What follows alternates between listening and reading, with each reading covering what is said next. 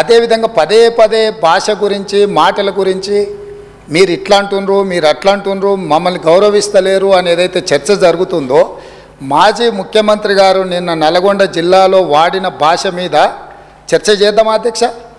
ఏం బీకనిక పోయినరని అడుగుతాడా అధ్యక్ష? మాజీ ముఖ్యమంత్రిగా 10 ఏళ్ళు పనిచేసి, కేంద్ర మంత్రిగా పనిచేసి, రాష్ట్ర మంత్రిగా పనిచేసి, శాసనసభ్యుడిగా పనిచేసి, పార్లమెంటుగా పనిచేసి, గొప్పలు చెప్పుకొని జబ్బలు జరుచుకునే ఉద్యమకారుని అనేటాయన ప్రధాన ప్రతిపక్ష పార్టీ హోదాలో ఉండి ఒక రాష్ట్ర ముఖ్యమంత్రిని పట్టుకొని ఏం బీకనిక పోయినావు అని అడిగితే, రా ఇప్పటికే ప్రజల్ని ప్యాంట్ ఊడబిక్కురు, ఉన్న అంగి చొక్కా కూడా ఊడబిక్తాం. ఇప్పటికే తెలంగాణ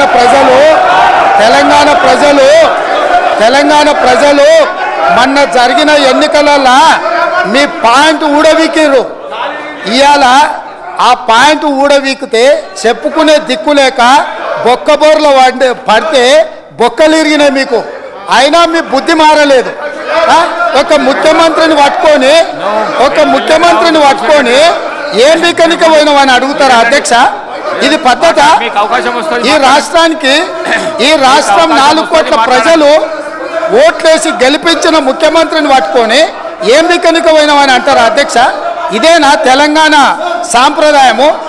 ఈరోజు నేను మళ్ళీ అడుగుతున్నా అధ్యక్ష, ఈరోజు మేడిగడ్డ మేడి పండులాక కుంగిపోతే మేడిగడ్డల నీళ్లు నింపడానికి అవకాశం ఉందా అధ్యక్ష? ఇవాళ మీరే సాగునీటి పారుదల శాఖ మంత్రులుగా పనిచేసారు కదా. చంద్రశేఖరరావు గారు, హరీష్ రావు గారు ఇద్దరు సాగునీటి పారుదల శాఖ మంత్రిగా పనిచేసారు కదా అధ్యక్ష.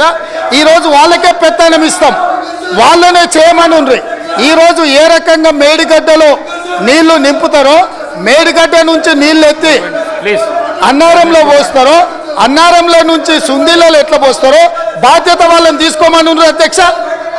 మొత్తం కుంగిపోయి కుప్ప కూలిపోతుంటే ఈరోజు అక్కడ నీళ్లు నింపడానికి ఏమాత్రం అవకాశం లేక పూర్తిగా ప్రాజెక్టు దెబ్బతిని ఖర్చు పెట్టిన 94,000 కోట్ల రూపాయలు వృధా అయిపోయి ఈరోజు మొత్తం ప్రాజెక్టే దెబ్బతిన్న పరిస్థితుల్లో ఈరోజు ప్రజల దగ్గరికి వెళ్ళి సమాధానం చెప్పుకోలేక శాసనసభకు రావాల్సిన